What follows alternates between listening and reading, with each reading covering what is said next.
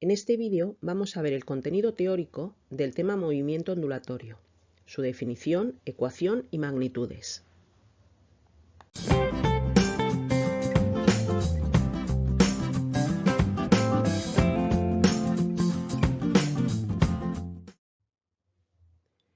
Un movimiento ondulatorio consiste en la propagación de energía por la perturbación de un medio físico, que puede ser el aire, el agua, etc. Tened en cuenta algo muy importante, que la propagación es únicamente de energía, no de materia. En cualquier punto de la trayectoria de propagación se produce un desplazamiento periódico u oscilación alrededor de una posición de equilibrio. Las partículas oscilan en torno a su posición de equilibrio y solo la energía avanza de forma continua. Algunos ejemplos de movimiento ondulatorio en la vida cotidiana. Cuando lanzamos un objeto a un estanque, se generan ondas en el agua que se van alejando del objeto. Fijaos que una vez que ha caído al estanque, el objeto ya no se mueve. El movimiento es de la energía que ha provocado su caída. Lo mismo ocurre con las ondas que se generan al tocar las cuerdas de una guitarra o en cualquier cuerda que se fija a un extremo y se aplica una fuerza hacia arriba o hacia abajo. También hay movimiento ondulatorio en las ondas electromagnéticas producidas por emisoras de radio o televisión que se propagan por el aire. Las olas del mar son ondas mecánicas donde al pasar la ola, las moléculas del agua regresan al mismo sitio donde se encontraban. Los movimientos sísmicos se propagan mediante ondas elásticas similares a las del sonido a partir del hipocentro, que es el punto interior de la Tierra donde se inician.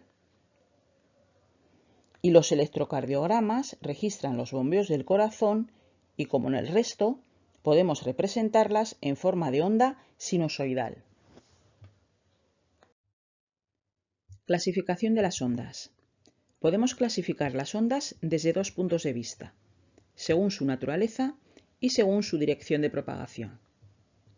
En el primer tipo, las ondas se clasifican según su naturaleza en ondas mecánicas, que son las ondas que necesitan un medio material que sirve de soporte a la perturbación que se propaga, y las ondas electromagnéticas, que no necesitan un medio material para su propagación, pueden propagarse en el vacío. Las ondas, según su dirección de propagación, se clasifican en ondas longitudinales, que son ondas en las que la dirección de propagación coincide con la dirección en que tiene lugar la perturbación, y las ondas transversales, en las que la dirección de propagación es perpendicular a la dirección en que tiene lugar la perturbación. La forma que tiene la ecuación de una onda armónica es de este tipo.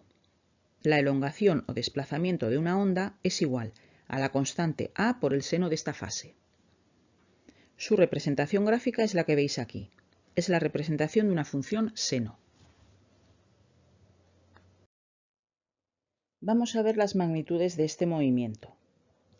A es la amplitud, la distancia máxima entre el punto más alejado de la onda y el punto de equilibrio, es decir, la máxima altura que alcanza la onda. Como es una distancia, la amplitud en el sistema internacional se mide en metros. Si representamos el desplazamiento en función del tiempo, el periodo t es el tiempo que se tarda en describir una oscilación completa. Lo he medido entre dos crestas de la onda, que son los puntos más altos, pero igualmente podría haberlo hecho desde cualquier otro punto de la onda. Y el periodo será siempre el tiempo que se tarda en llegar al mismo punto, después de haber realizado una oscilación completa. El periodo se mide en segundos. La magnitud relacionada con el periodo es la frecuencia, que se representa con una f minúscula. Es la inversa del periodo y se mide en segundos a la menos 1 o en hercios. Si la representación del desplazamiento de la onda la realizamos en función del espacio recorrido, en función de x, diremos que la distancia entre dos puntos consecutivos con el mismo desplazamiento vertical se llama longitud de onda y la representamos con la letra griega minúscula lambda. Es la misma idea que el periodo, pero ahora en relación a la distancia recorrida. De igual forma, podemos medirla entre dos puntos cualesquiera, pero iguales de la onda. En el sistema internacional, la longitud de onda se mide en metros. En la ecuación de onda, la amplitud se multiplica por el seno de un ángulo, que en el movimiento ondulatorio se llama fase, y puede constar de hasta 3 sumandos. El primero es el relacionado con el tiempo, por eso la variable es t, y su coeficiente es la pulsación o frecuencia angular, representada por la letra minúscula griega omega. Su fórmula es 2pi entre el periodo o 2pi por la frecuencia, y se mide en radianes por segundo. El segundo sumando tiene que ver con la distancia recorrida. Su variable es x, y el coeficiente se llama número de onda. Se representa por k. La fórmula es 2pi entre la longitud de onda. El signo de k indica el sentido del movimiento.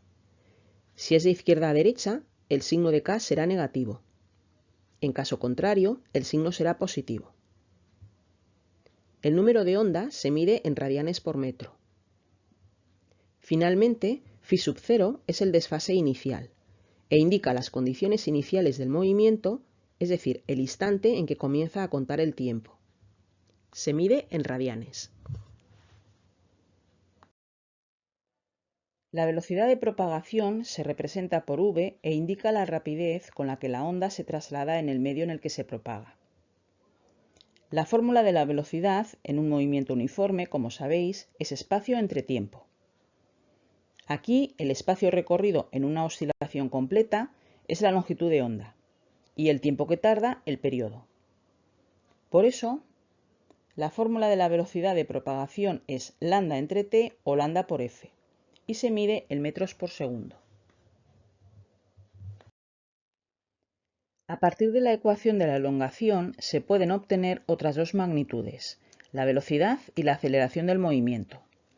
También se llaman velocidad y aceleración de vibración o transversales. Para calcular la velocidad, derivaremos la elongación en función del tiempo. La función y es una constante a por una función, el seno de la fase. Su derivada es a por la derivada del seno, que es el coseno, y como la fase es compuesta, por la regla de la cadena también multiplicaremos por la derivada del contenido, que en función de t es omega.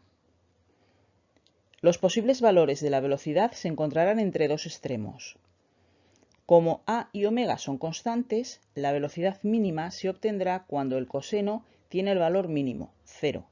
De ahí que la velocidad mínima sea 0. Y la velocidad máxima se obtendrá cuando el coseno sea máximo, más menos 1, de forma que la velocidad máxima es a por omega. Para calcular la aceleración, calculamos la derivada de la velocidad.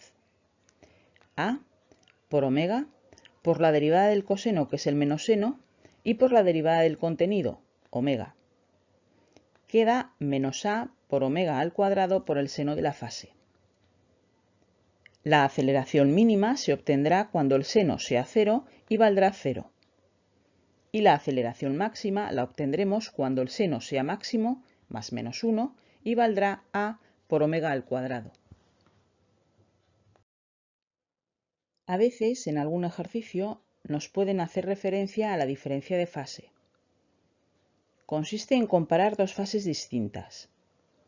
Se dice que dos puntos están en fase cuando su distancia es la longitud de onda, y están en oposición de fase cuando su distancia es la mitad de la longitud de onda.